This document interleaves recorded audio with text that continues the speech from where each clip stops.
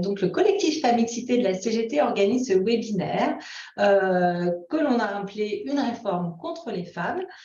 Donc, déjà, je vais me présenter. Donc, je suis Delphine Collin, donc, du collectif Famixité de la CGT. Nous avons deux intervenantes aujourd'hui. Donc, Sophie Binet, qui est dirigeante de la CGT et pilote du collectif Famixité, et également secrétaire générale de l'UGICT CGT, et Rachel Silvera, qui est économiste et qui contribue aux travaux du collectif Famixité. Donc, bonjour à toutes et tous.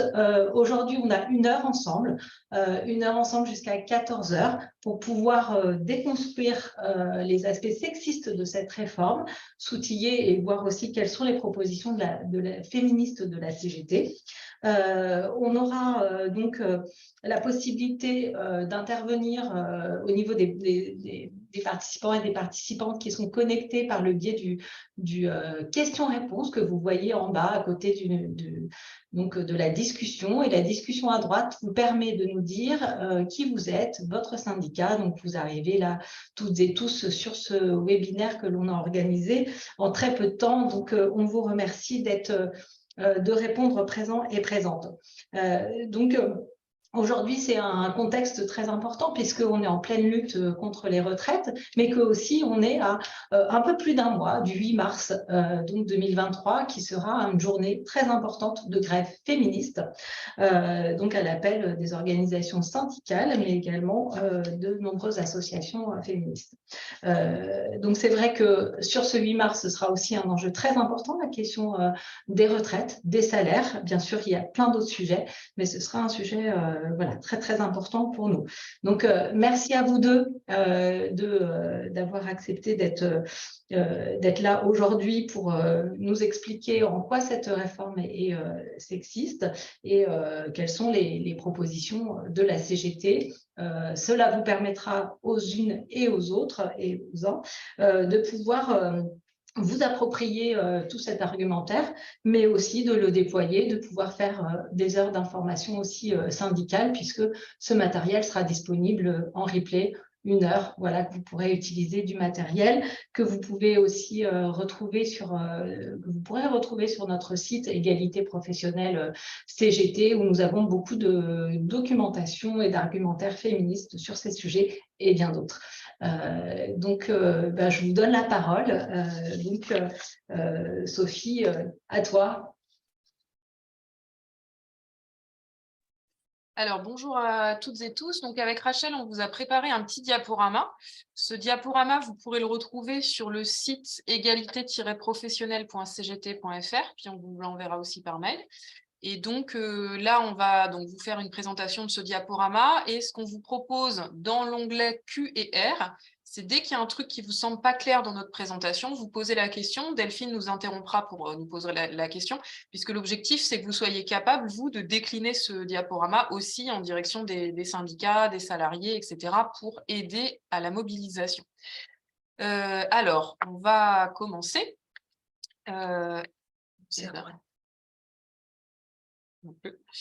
Voilà, si c'est bon. Donc, avant de passer à la présentation de la réforme actuelle, on va faire un petit détour par comment sont calculées les pensions aujourd'hui, comment fonctionne le calcul des pensions, parce que vous allez voir que c'est très important à comprendre pour derrière comprendre l'impact de la réforme actuelle. Donc aujourd'hui, vous le savez, il y a et demain encore, il y a un double système avec des bornes d'âge. Donc on ne peut pas partir avant 62 ans, sauf quand on est en carrière longue ou en départ anticipé.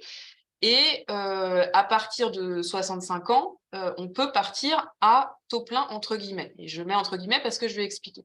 Donc ça, c'est sur les bornes d'âge. Et s'ajoute à ce système une exigence d'avoir toutes ces annuités, donc avec un nombre d'annuités qui augmente en fonction des générations. Donc aujourd'hui, on est à un peu plus de 41 annuités. Et donc, si on part sans carrière complète à partir de 62 ans, donc ça peut être à 62 ans, à 63 ans ou à 64 ans, on a une double pénalisation.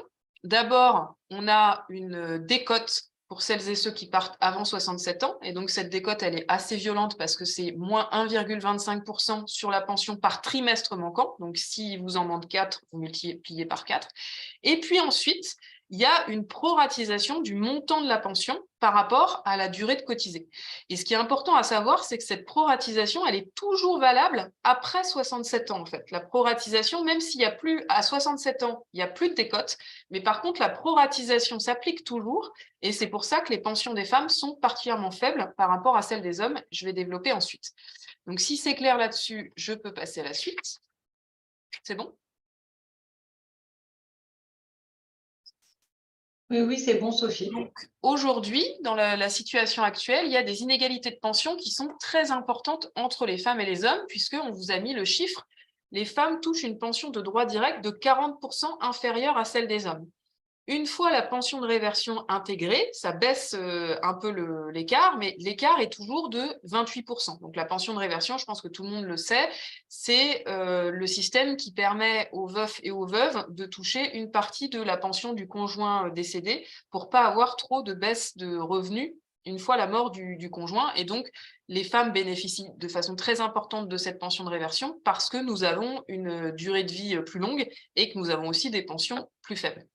Alors, pourquoi est-ce qu'il y a ces écarts de pension aussi importants entre les femmes et les hommes? Pour deux raisons principales. D'abord parce que nous sommes moins payés que les hommes.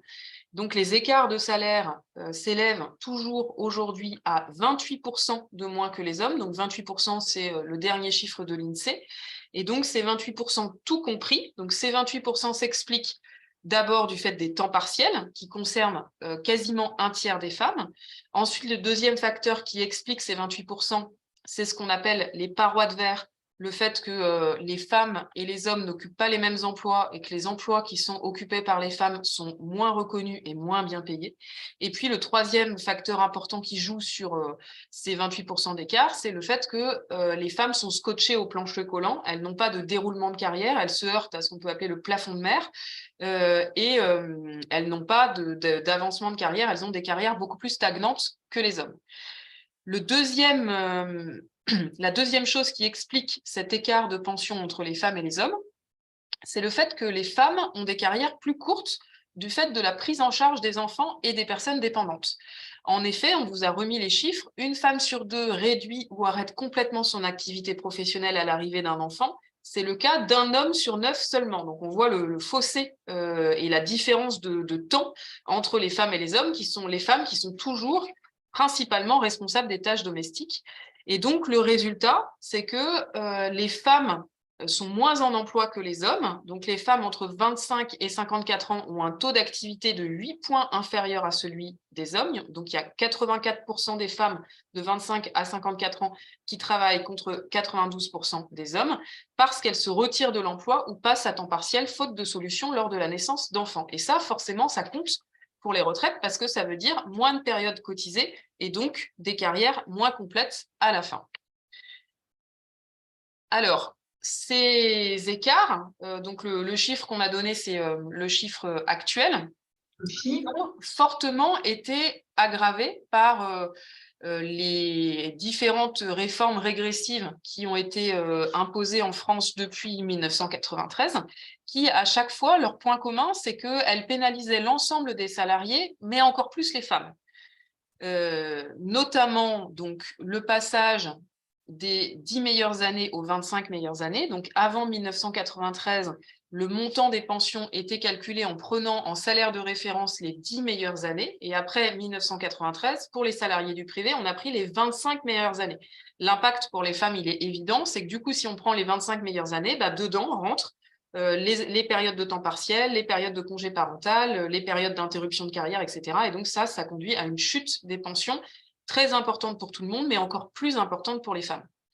Le deuxième impact négatif, c'est la réforme Fillon de 2010, qui a reporté les bornes d'âge qui avant étaient de 60 à 65 ans, qui les a reportées à 62 et 67 ans, et qui a en plus mis en place cette décote qui n'existait pas auparavant, donc la double peine dont on a parlé avant.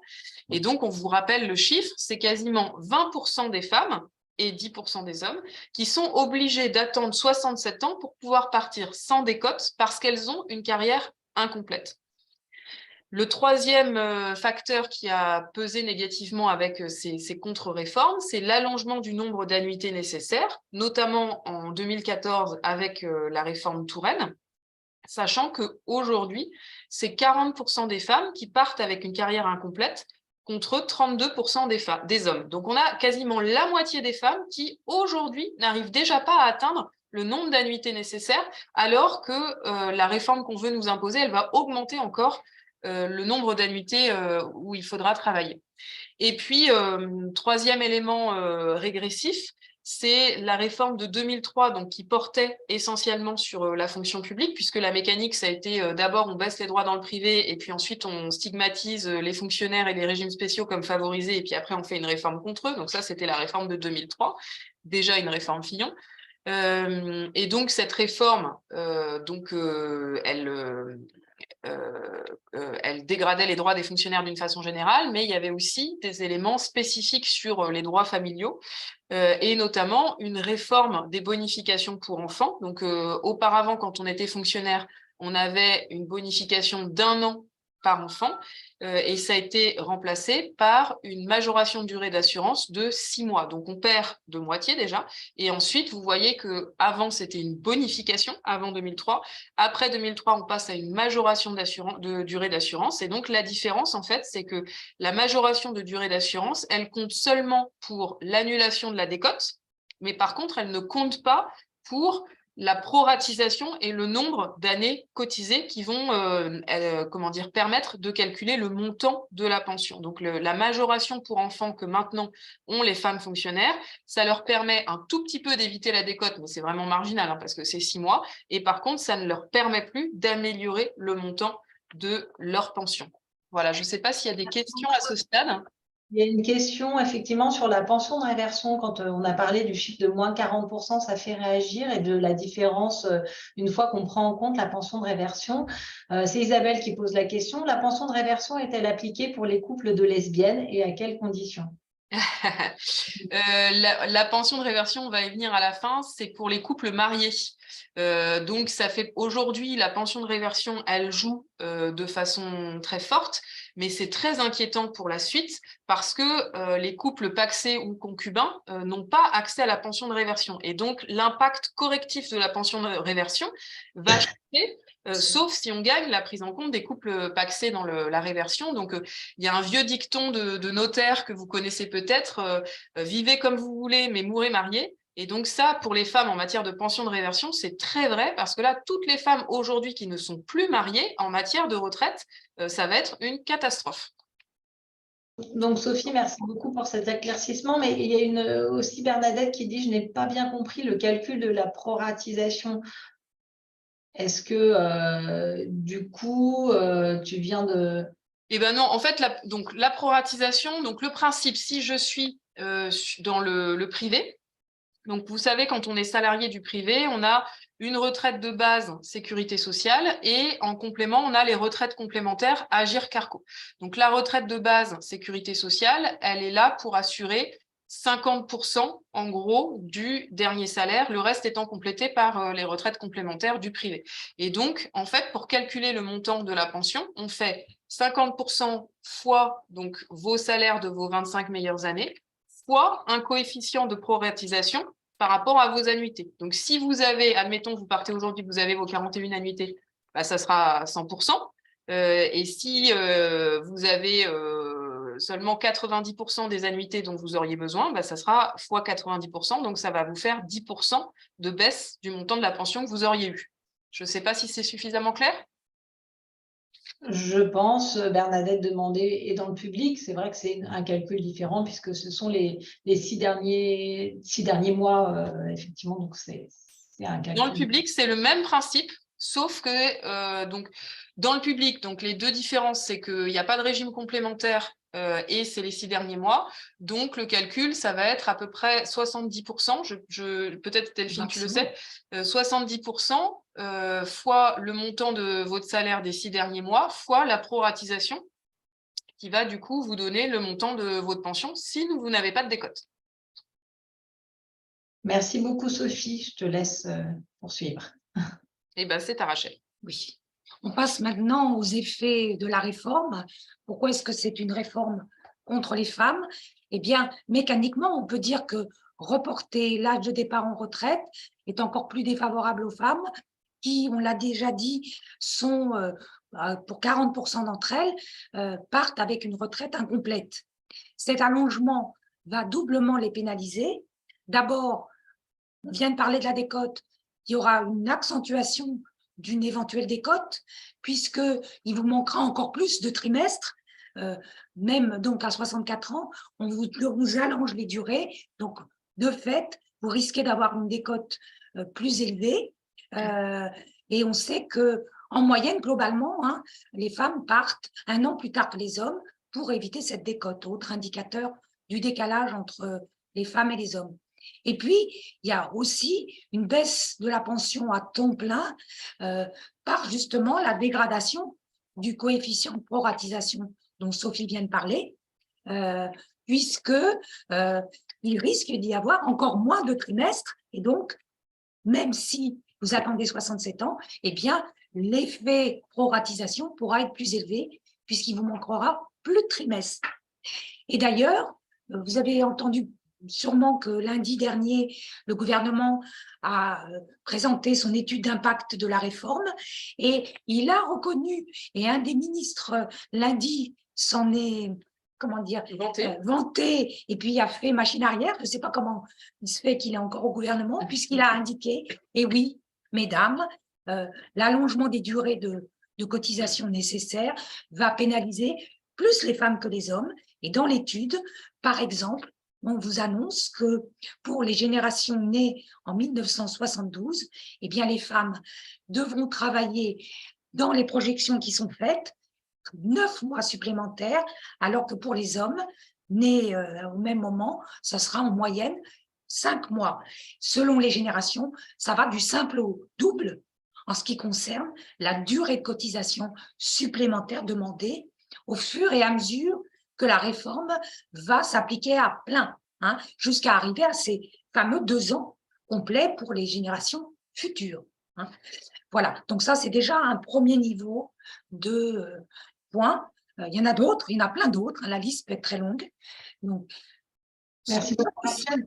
Juste, excuse-moi, parce que alors, je rappelle, pour que ce soit plus pratique pour nous, merci beaucoup pour votre compréhension, de mettre vos questions plutôt dans le question-réponse plutôt que dans le chat, parce que c'est assez compliqué sinon de pouvoir intervenir et de vous poser les questions. Il y a une petite question sur majoration des droits par enfant au droit privé, donc c'est bien 2 ans. Et est-ce que ça compte pour la décote? Est-ce que ça compte pour quoi? Pour la décote et en trimestre assimilé pour diminuer la durée de cotisation. D'accord, donc alors, ça compte pour éviter la décote, oui. Mais ça ne compte pas pour... alors, je ne sais plus si ça compte pour la proratisation, mais ça compte pour éviter la décote. Et alors, attention, l'une des réformes précédentes a changé aussi le régime de la majoration du privé, puisque sur les 2 ans par enfant, la première année est liée à la maternité et va d'office à la mère, mais la seconde année renvoie à l'éducation de l'enfant. Et ça, c'est toujours avec l'idée que l'Europe obligerait à un système égalitaire. Et donc, on a ouvert cette possibilité, il commence à y avoir des demandes, à ce que cette deuxième année puisse être attribuée au père.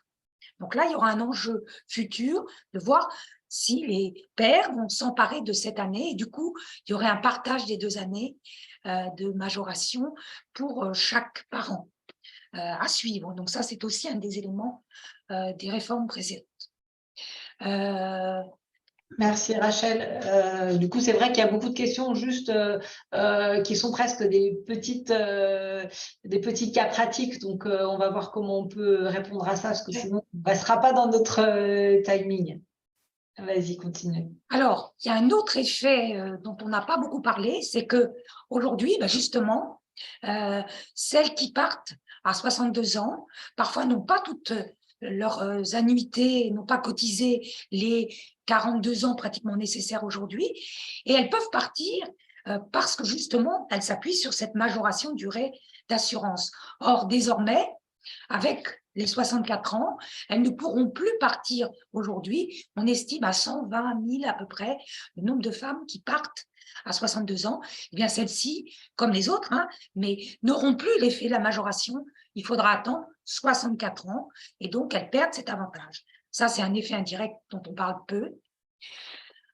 On rajoute à cela la précarité galopante des seniors, et les femmes sont encore plus nombreuses que les hommes à être dans cette catégorie qui est appelée les NER, NER, les ni en emploi ni à la retraite. Et les données sont importantes. Parmi les retraités nés en 1950, 37% des femmes et 28% des hommes étaient justement des NER, ni en emploi ni à la retraite. Et on sait qu'avec cet allongement, cette réforme, eh bien, il y aura une augmentation du nombre de personnes dans cette situation et donc une aggravation des risques de pauvreté pour ces personnes, notamment des femmes. Ensuite, ce qu'il faut prendre en compte, c'est qu'aujourd'hui, les retraités ne passent pas leur vie seulement dans l'oisiveté. Elles ont un rôle, il et elles ont un rôle important en matière de dépendance et de soutien en tant qu'aidant.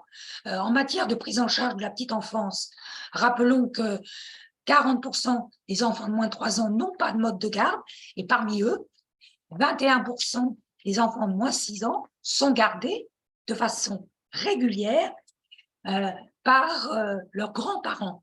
Donc, reculer l'âge de la retraite, c'est enlever, là, ici, un moyen de garde assez régulier pour quand même pas mal d'enfants.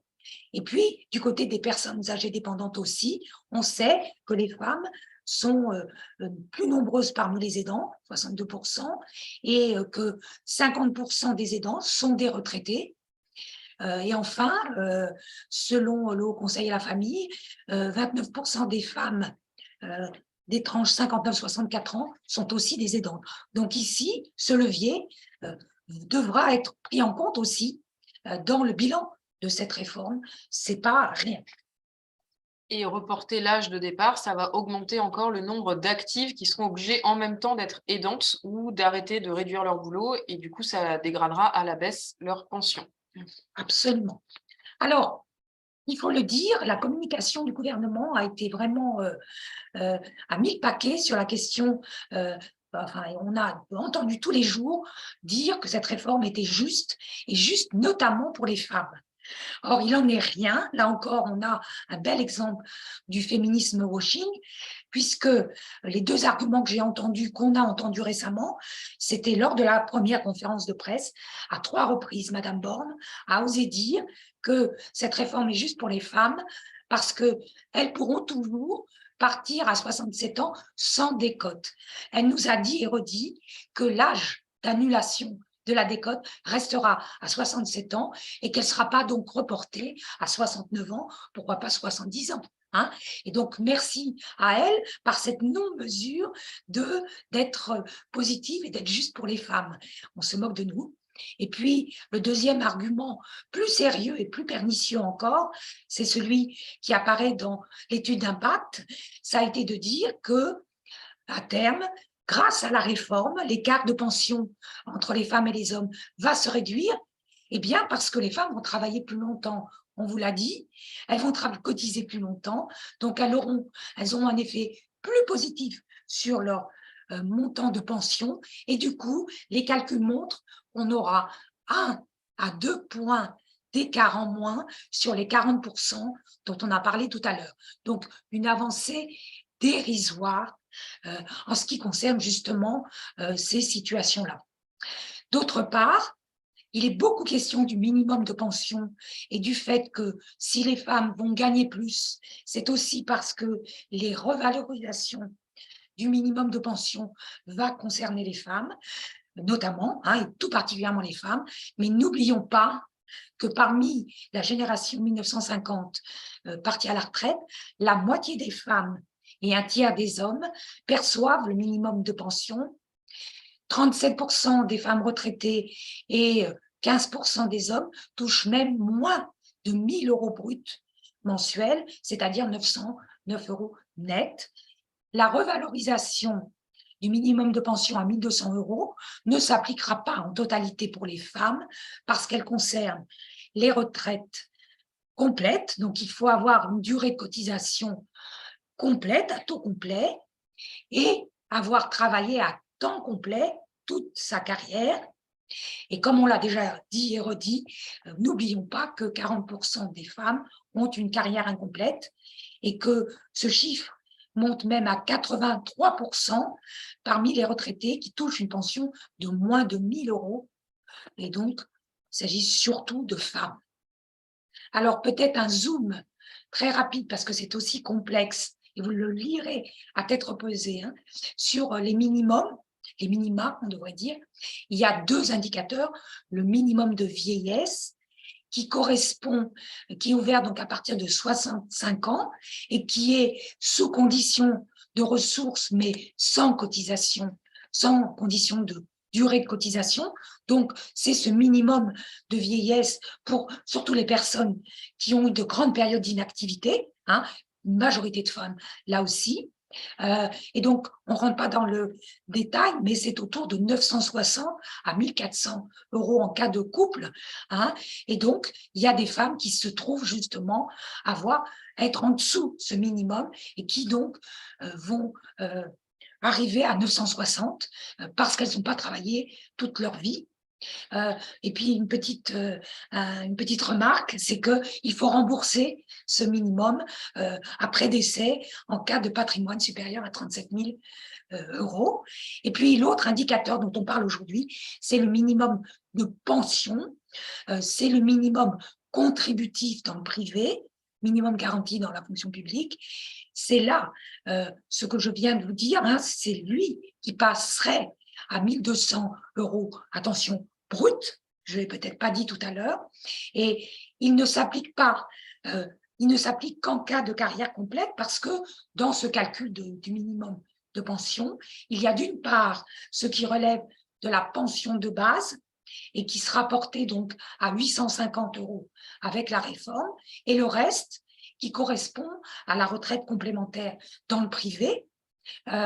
Donc, les personnes qui ont eu des périodes de temps partiel auront une retraite complémentaire plus faible et donc n'auront pas la totalité de ce minimum de pension annoncé, 1 200 €. Il y a plusieurs chiffrages sur combien de personnes l'auront, mais on sait en tout cas qu'il ne s'agira pas d'une majorité de femmes, puisqu'elles resteront en dessous du fait de carrières incomplètes et de carrières avec des périodes à temps partiel. Ça me paraît important. Il y a des questions sur les minimums, parce que c'est assez compliqué. Ouais, on en parle beaucoup. Oui, il y a une question sur est-ce que le temps partiel thérapeutique est évalué de façon identique au temps partiel pour enfants? C'est du temps partiel tout court. En fait, le seul temps partiel qui n'est pas évalué pareil, c'est quand l'employeur cotise à temps plein. Vous savez, il y a du temps partiel bonifié, par exemple, pour les seniors. Mais sinon, tout le reste, c'est du temps partiel. Sauf si, alors après, je ne sais pas dans le détail, le temps partiel thérapeutique, c'est l'employeur cotise temps plein. Je pense que sur le temps partiel thérapeutique, comme il y a un salaire à temps plein, c'est pas Ah oui, oui, puisque c'est comme le salaire est à temps plein, tu cotises à temps plein, c'est évident. Je réponds directement, désolée. Bon, voilà, la question un petit peu comme ça de Catherine qui est finalement assez intéressante. Mais est-ce que l'écart, il va vraiment se réduire en fait? Non, il va s'aggraver, ça va se dégrader. Alors, on continue sur les mesures annoncées. On nous dit que sur les carrières longues, eh bien, on va prendre en compte le congé parental, mais je pense que ce n'est pas la peine d'y consacrer beaucoup de temps, puisque dans l'étude d'impact, ils disent même que ça devrait concerner, à un moment donné, ils disent 2000, ça sera entre 2000 et 3000 personnes, des femmes, qui pourront entrer dans la carrière longue grâce à ces périodes de congé parental. Donc, c'est vraiment une toute petite mesure. Enfin, une autre petite mesurette, c'est l'idée d'introduire un index senior. Alors, au collectif à mixité, on a beaucoup souri sur cette mesure, puisqu'elle menacerait les entreprises d'avoir peut-être à terme un contrôle sur le maintien et l'embauche de seniors, mais si on s'appuie sur les effets de l'index égalité, on peut s'attendre à ce qu'il y ait très peu d'incidence d'un tel index sur la vie des entreprises et sur le fait qu'elles considèrent en règle générale que l'employabilité des seniors est faible. Et alors, lorsqu'il s'agit des femmes, on sait très bien que là aussi, il y a une double peine. Et donc, les femmes seniors sont encore plus inemployables que les hommes seniors. Donc ça joue aussi sur la com, mais pas du tout sur de vraies mesures qui pourraient être plus justes et réduire ces écarts de pension. Dernier volet important, la pénibilité. Là aussi, donc je vais résumer parce que c'est très complexe. On annonce qu'on va améliorer, mieux prendre en compte la pénibilité des personnes pour leur permettre de partir peut-être un peu plus tôt. N'oublions pas que depuis le compte professionnel de prévention, certains critères de pénibilité avaient été exclus. Il est question de les remettre. On n'en est même pas sûr. Et donc, parmi ces critères, le port de charges lourdes, les postures pénibles correspondaient à beaucoup d'emplois féminisés. Aujourd'hui, on sait que ce compte a comment dire, très peu de salariés ont pu en bénéficier et que, en gros, il s'agit surtout d'une large majorité d'hommes qui sont partis avec quelques trimestres supplémentaires grâce à leur compte pénibilité. La pénibilité des métiers féminisés est en général invisibilisée parce que déjà ces critères ne couvrent pas tout, parce que les seuils sont souvent trop élevés, et enfin parce que il y a un angle mort dans le travail des femmes, notamment dans les métiers du soin et du lien. C'est tout ce qui relève des exigences émotionnelles, faire face à la souffrance, faire face à la mort de patients. Ça n'est pas pris en compte, alors qu'on sait qu'avec la crise du Covid, elles, surtout, ont été très nombreuses parmi le personnel soignant à avoir eu à faire face à ces contraintes. Donc, on n'en parle pas. Ensuite, il y a tout le régime de la fonction publique. Alors, je ne sais pas si on a le temps de rentrer dans les détails, mais c'est assez complexe. La notion de catégorie active qui ouvre droit donc à des fonctionnaires de partir en départ anticipé, c'est restreint au fur et à mesure des réformes. Et on peut prendre l'exemple des infirmières, celles qui sont recrutées depuis 2010 sont entrées en catégorie A, mais elles sont pour la plupart, pas toutes, perdues cette catégorie active. Et donc, je pense à ces infirmières qui aujourd'hui devront attendre 64 ans pour partir à la retraite. Elles ne sont plus concernées par ces dispositifs. Ensuite, et on sait que leur espérance de vie est plus faible même que l'ensemble des femmes et que bon nombre d'entre elles, comme les aides-soignantes, partent en retraite en incapacité. Là, c'est aussi important pour tous les travailleurs sociaux aussi, paramédicaux, et ceux des assistants des services sociaux qui travaillent avec des patients. Donc ici, on a un vrai sujet en ce qui concerne la prise en compte de ces catégories actives. Petit à petit, on a restreint le champ et comme par hasard, ce sont surtout les métiers à prédominance masculine qui gardent cette reconnaissance de leur pénibilité. Merci beaucoup, Rachel. Il y a une petite question de Marianne qui nous dit le MEDEF a annoncé qu'il ne veut pas payer pour l'emploi des seniors, qui coûtera plus cher aux employeurs. Qu'en est-il vraiment?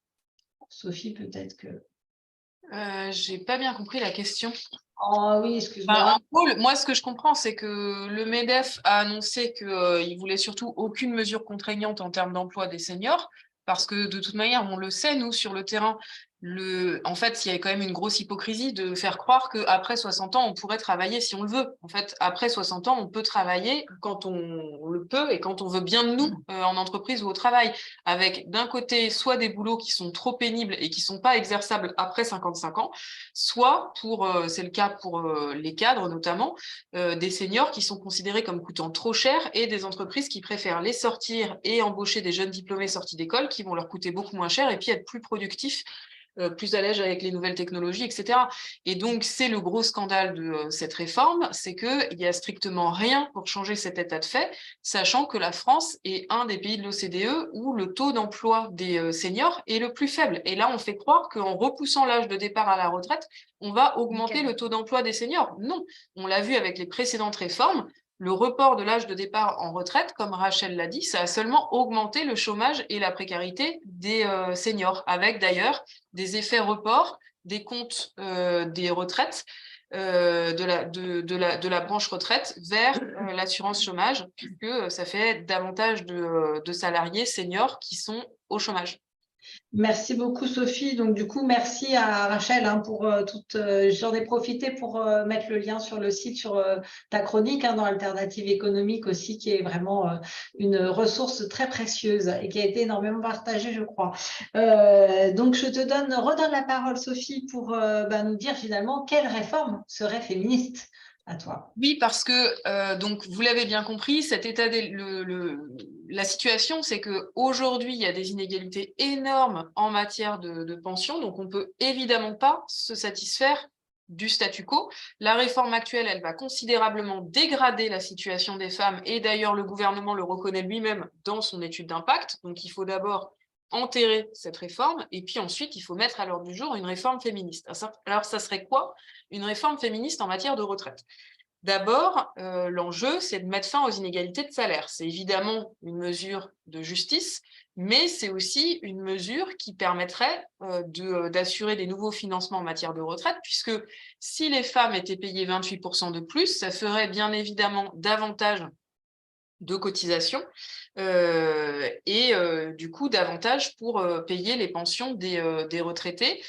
Donc on vous a mis le chiffrage en fait qui est issu d'une étude qui avait été réalisée pour la CGT par la CNAV, donc la Caisse nationale d'assurance vieillesse, qui chiffrait, donc c'est une étude qui date de 2011 et qui chiffrait à l'époque que faire l'égalité salariale, ça ferait rentrer à moyen terme 5,5 milliards d'euros. Et à court terme, on était quasiment à 11 milliards, puisque à court terme, en fait, on cotise tout de suite et on en bénéficie beaucoup plus tard en matière de pension. Je ne sais pas si c'est clair, ça fait des ressources immédiates et puis à moyen terme, un peu plus de dépenses, puisque ça améliore évidemment les pensions des femmes.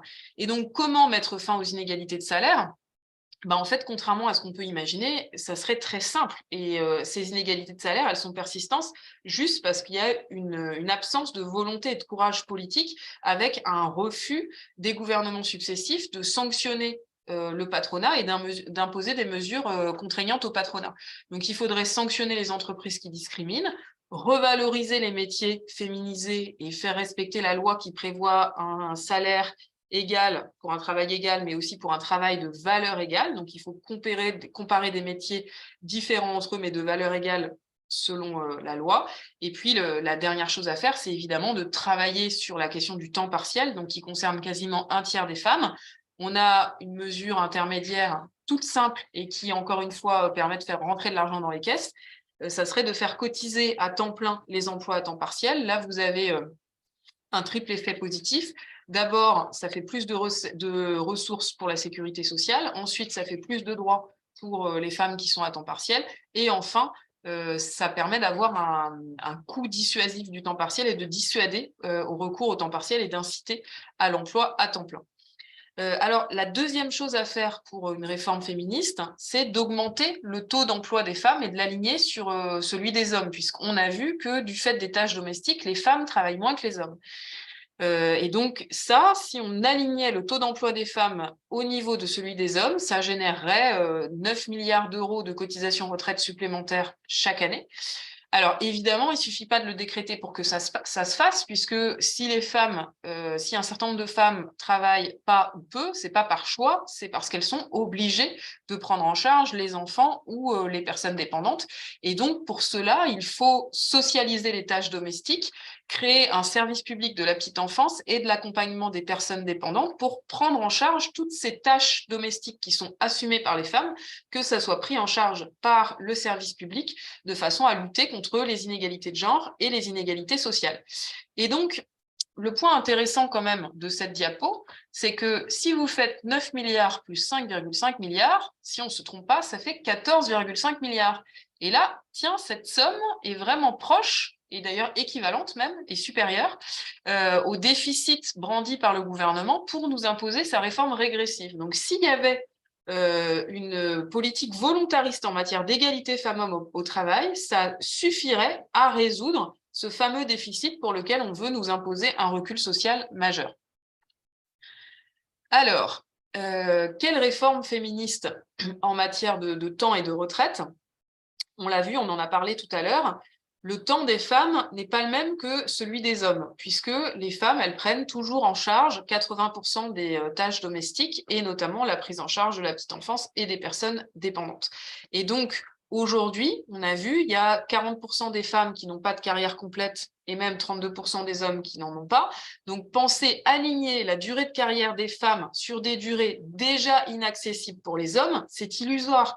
Donc, l'horizon, c'est pas de dire il va falloir travailler toujours plus sur la semaine, sur l'année, sur la vie tout entière, alors que déjà les hommes qui s'occupent beaucoup moins des enfants n'y arrivent pas. L'horizon, c'est au contraire de réduire le temps de travail pour toutes et tous, de façon à permettre plus facilement aux femmes d'avoir des carrières complètes et d'accéder au temps plein, et à permettre aux hommes qu'ils aient aussi plus de temps pour s'occuper des enfants et des personnes dépendantes, sachant que réduire le temps de travail ne suffit pas mécaniquement à ce que les tâches domestiques soient mieux partagées. Il faut, pour jouer sur le partage des tâches, il faut aussi des réformes sociétales et puis le développement des services publics. Et donc, pour finir la parenthèse sur la réduction du temps de travail, la dernière réforme féministe, c'était les 35 heures qui ont permis à de nombreuses femmes qui étaient à temps partiel d'accéder au temps plein. Par contre, les 35 heures ne s'étant pas accompagnées d'une politique volontariste sur le partage des tâches domestiques, ça n'a pas joué sur le partage des tâches domestiques. Donc, la réforme féministe, c'est de réduire le temps de travail sur la semaine, l'année et la vie tout entière, et de rétablir la retraite à 60 ans pour arriver sur des durées de carrière qui sont accessibles pour les femmes comme pour les hommes. La deuxième chose, c'est qu'il faut mettre fin aux dispositifs qui sont particulièrement discriminants pour les femmes, et notamment supprimer la décote. Donc, on a vu dans les chiffres que c'était plus les femmes qui étaient pénalisées par la décote que les hommes, et rétablir le calcul des pensions sur les 10 meilleures années. Donc ça, c'est des mesures qu'on demande, qui sont positives pour les femmes comme pour les hommes, mais qui sont encore plus positives pour les femmes. Ensuite, le minimum contributif que donc le gouvernement nous annonce avec tambour et trompette, revalorisé à 85% du niveau du SMIC. Bon, on va dire c'est une première étape, mais il ne faut évidemment pas s'arrêter là, puisque 85% du SMIC avec le SMIC actuel, en fait, on est seulement à moins de 100 € au-dessus du seuil de pauvreté. Et en plus, on a vu que le minimum contributif, l'alignement, et pour partie un alignement d'affichage, parce que ça joue que sur la retraite de base et pas sur les retraites complémentaires. Donc, il faut augmenter considérablement le minimum contributif. Et pour nous, pour une carrière complète, ça doit être au niveau du SMIC. Enfin, le minimum vieillesse, donc qui, en gros, c'est le RSA des retraités. Donc, ce à quoi ont accès les retraités qui n'ont quasiment pas cotisé pour plein de raisons. Ce minimum vieillesse qui concerne majoritairement les femmes, puisque vous voyez que c'est 56% des femmes qui sont allocataires, il faut au minimum le revaloriser au niveau du seuil de pauvreté, parce que déjà, avec ça, on a peine à vivre. Alors, quelle réforme féministe toujours? Il faut aussi travailler sur les droits familiaux. Donc, on a vu la grande régression de 2003 pour les femmes fonctionnaires, et on voit qu'aujourd'hui, les femmes dans la fonction publique qui sont majoritaires d'ailleurs, hein, dans la fonction publique, les femmes sont majoritaires, donc c'est particulièrement important. Contrairement à ce qu'on entend souvent, les fonctionnaires ne sont pas des privilégiés, et notamment en termes de bonification pour les enfants, les fonctionnaires sont très défavorisés. Donc nous demandons à ce que ces bonifications par enfant soient harmonisées par le haut sur les droits du privé, c'est-à-dire que chaque enfant donne droit à 2 ans de bonification. Et pour revenir sur la question qui a été posée tout à l'heure, sur laquelle j'hésitais un petit peu, donc j'ai eu le temps de vérifier, et donc dans le privé, les majorations de durée d'assurance, ça compte et pour l'annulation de la décote et pour le calcul de la pension et la proratisation. Donc c'est pour ça que ces majorations de durée d'assurance, elles sont très importantes et qu'on veut que les fonctionnaires puissent en bénéficier de la même manière.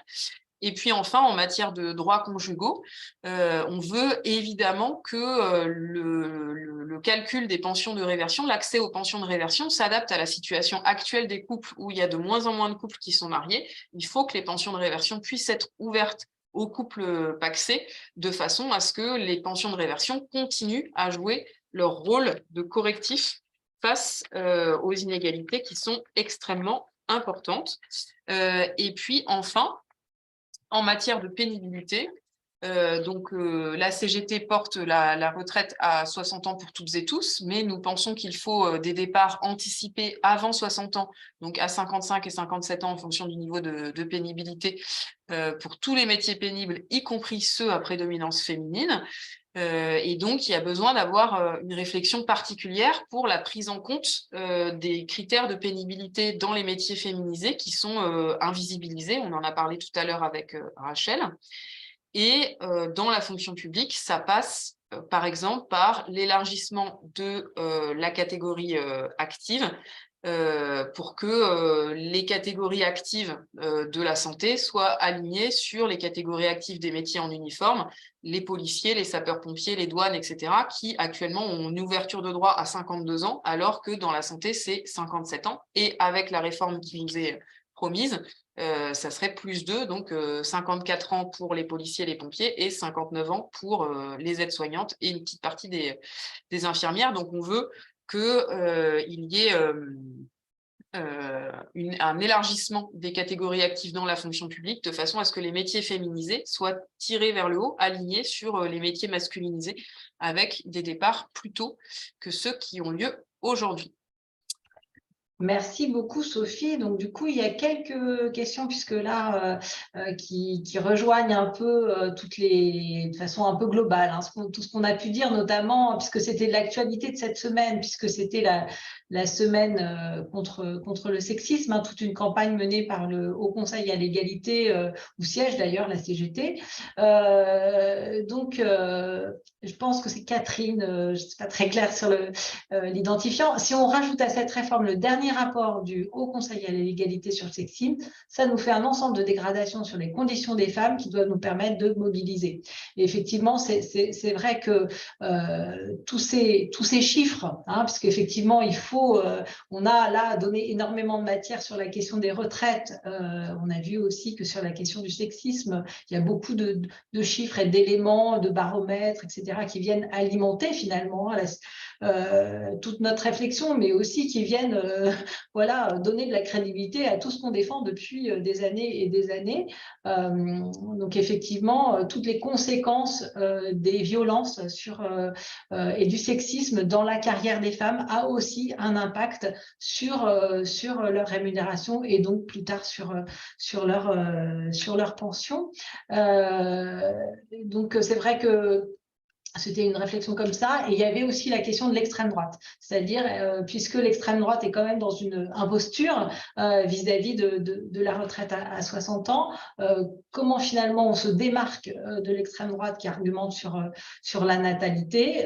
Je pense qu'effectivement, je vous laisserai répondre, mais une petite réflexion comme ça, c'est qu'effectivement, tant qu'il n'y a pas le partage des tâches, on est obligé d'avoir des systèmes qui compensent finalement la situation et qui permet de finalement compenser. Le jour où on a l'égalité réelle dans la vie, on n'aura plus besoin de tous ces dispositifs. Qu'en pensez-vous toutes les deux ? Juste sur l'extrême droite, pour celles et ceux qui sont à la CGT, il y a une note qui a été envoyée hier ou avant-hier sur l'extrême droite et les retraites qui est vraiment éclairante parce que vous avez le récapitulatif des votes du Rassemblement national à l'Assemblée nationale depuis qu'ils sont élus. Et donc, ça confirme que le Rassemblement national est contre l'augmentation des salaires et que le Rassemblement national a voté systématiquement à chaque fois qu'il y a eu des propositions de loi pour revaloriser les salaires, revaloriser le SMIC, indexer les salaires sur l'inflation, etc. Le Rassemblement national a voté contre. Le Rassemblement national est aussi contre les cotisations sociales et propose même de baisser les cotisations sociales. Donc, en fait, le Rassemblement national ne nous a jamais expliqué comment est-ce qu'il finançait la retraite à 60 ans, ou sinon, pire, les seules fois où il nous l'a expliqué, c'était déjà, ça ne répondait pas aux besoins de financement, et en plus, c'était totalement raciste, puisque quand il nous explique comment est-ce qu'il finance la retraite à 60 ans, il dit que c'est par la préférence nationale, et donc en excluant les étrangers de l'accès aux droits sociaux. Donc évidemment, ça n'a aucune validité économique, mais c'est totalement raciste comme politique de conditionner l'accès aux droits sociaux à la nationalité, alors que les droits sociaux sont ouverts à tous les travailleuses et travailleurs en fonction de leur travail et de leurs besoins, bien sûr. Merci beaucoup, Sophie. Alors, pour l'instant, il n'y a pas d'autres questions-réponses. Il y a des petits échanges aussi dans le chat par rapport, j'ai donné des éléments sur le pourcentage de femmes, puisque tu parlais effectivement que la fonction publique est à prédominance féminine, donc effectivement 63% de femmes. Et dans de nombreux métiers, elles sont souvent même jusqu'à 9 femmes sur 10 agents, agentes. Donc, c'est massif. Effectivement, c'est tout le sens de la campagne que l'on mène sur les métiers du soin et du lien avec la consultation Mon travail le vaut bien, Rachel, sur laquelle tu as énormément travaillé. Ce sera pour nous effectivement beaucoup d'éléments aussi pour aller à la bataille sur la question des salaires, sur l'augmentation des salaires, la revalorisation donc des métiers à prédominance féminine, mais aussi investir dans ces secteurs du soin et du lien qui sont des leviers très importants. Vous en avez parlé fortement. Il nous reste une dizaine de minutes ensemble. Donc, je n'ai pas vu d'autres. J'ai vu qu'il y avait une question sur peut-être Sophie. Je vous dis, là, je vous donne quelques éléments. Non, je ne vois pas. Tac, tac, tac. Si, il y a de nouvelles questions qui viennent d'arriver. Alors, dernière diapositive. Pourquoi la seule fonction publique? Rien que pour les métiers dans les IEG, par exemple, donc dans les tout ce qui est industrie électrique et gazière. Donc non, mais la dernière diapo, c'est un exemple. L'enjeu, c'est de dire il ne faut pas oublier la pénibilité des métiers féminisés et donc être attentif aux critères pour faire en sorte qu'ils ne soient pas indirectement discriminants. Et pourquoi est-ce qu'on a pris l'exemple de la fonction publique? Ça concerne énormément de femmes, en fait. C'est des métiers très féminisés et avec beaucoup de femmes, ce qui n'est pas le cas des IEG, puisque dans le secteur de l'énergie, c'est quand même une population à majorité masculine. Donc, il y a moins ces métiers très féminisés, mais évidemment que la CGT, elle défend des départs anticipés, le maintien déjà des régimes spéciaux et les départs anticipés pour tous les métiers pénibles et pas seulement dans la fonction publique. Et donc, du coup, ça donne envie de poser d'autres questions. Finalement, ça arrive. Donc, il y a une question de Frédéric qui nous demande c'est quoi le temps de mariage nécessaire pour la reversion? Alors, j'ai partagé tout à l'heure le lien sur l'espace dédié. Ah, la colle, merci Frédéric. Alors, moi, ce que j'ai fait pour essayer de faire une pirouette, parce que tout en faisant tout ce qu'on fait là en ce moment, c'est un peu compliqué quand il y a une colle. Donc, en fait, on a mis sur le site un espace dédié où vous avez justement toute une documentation sur la pension de réversion, comment ça fonctionne, etc., avec des petits schémas. Donc, je vous invite à aller regarder sur le site pour avoir cette réponse. Et si quelqu'un a trouvé entre-temps, n'hésitez pas à nous dire. Et donc, il y a des réflexions aussi, puisqu'on doit avoir sûrement des douaniers. Et en fait, la réversion, c'est compliqué parce qu'à chaque fois, c'est différent en fonction des régimes. C'est pour ça, à chaque fois, moi, j'oublie et je mélange les règles. Donc, il y a des règles pour le régime général du privé, il y a des règles pour les retraites complémentaires du privé et il y a des règles pour la fonction publique qui ne sont pas exactement les mêmes. Mais en gros, la pension de réversion, elle est proratisée au nombre d'années de mariage. Et il y a pour les divorcés. Ouais, C'est ça. Et il y a une petite précision par rapport effectivement aux douaniers, puisqu'on a Stéphane qui connaît bien son affaire, puisque c'est son administration. Pour les douaniers, on rectifie, c'est 57 ans actuellement. Et par contre, ce sont pour les surveillants pénitentiaires, puisque je suis de cette administration, donc j'en sais aussi quelque chose. Et donc, on a ensuite deux questions un peu sur le matériel.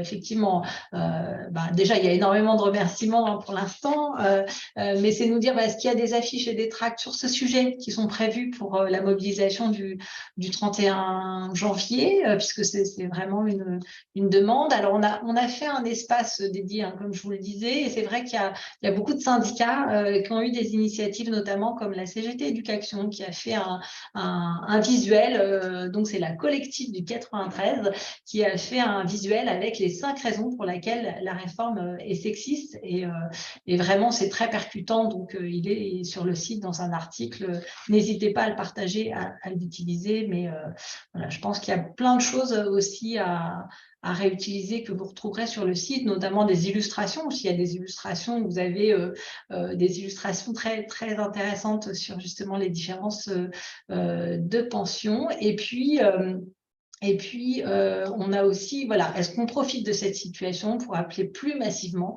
à une grève des femmes, grève féministe, le 8 mars prochain? Tout à fait. Donc, merci pour la transition vers la conclusion. Donc, rendez-vous le 8 mars pour une grande journée de grève féministe. Et donc, le 8 mars, forcément, là, ça s'inscrit pleinement dans la bataille des retraites.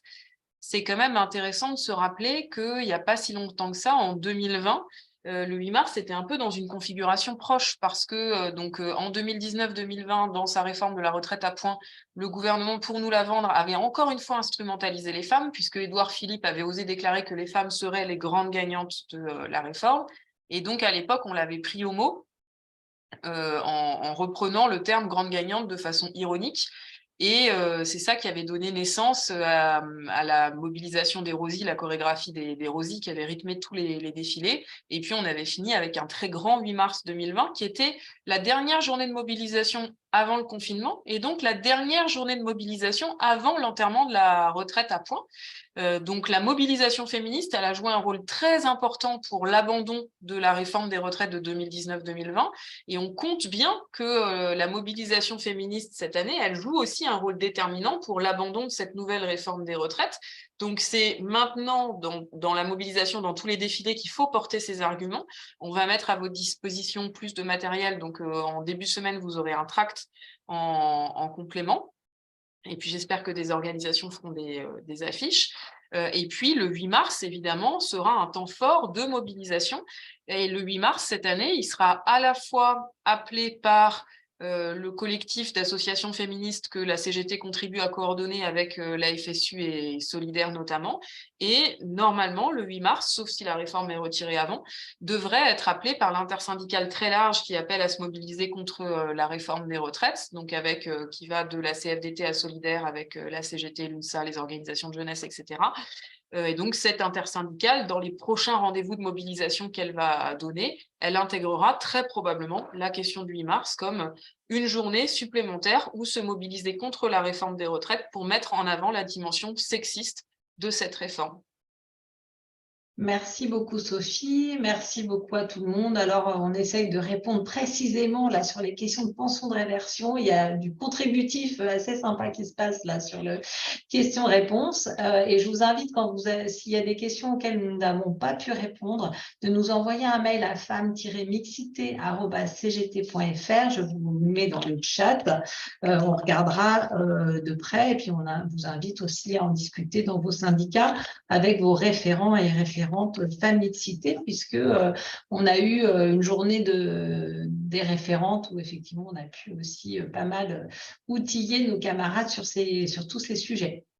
Donc voilà, il nous reste une petite minute, donc je pense qu'on peut dire qu'on a respecté le timing parfaitement. On peut se dire qu'on était quasiment 100. C'est ça, et je pense plus, Sophie, puisqu'il y avait des camarades qui n'étaient pas seuls derrière Donc, voilà, donc c'est pour un webinaire annoncé hier par la CGT. Je pense franchement que c'est une belle réussite, qu'il sera réutilisé, déployé et que ça nous aidera énormément pour aller à la bataille. Mais comme le disaient pas mal de camarades, on sent que cet argumentaire-là, il fait mouche et qu'il est énormément intégré par beaucoup de travailleurs et de travailleuses et qu'il est repris quand même dans la presse. Et donc maintenant, il faut y aller, il faut se mobiliser, il faut continuer à se mobiliser, faire grève et puis faire du 8 mars aussi une grève féministe puissante. Merci à tous et toutes. Merci. À bientôt, bon courage et bon week-end et rendez-vous Ouais, le 31.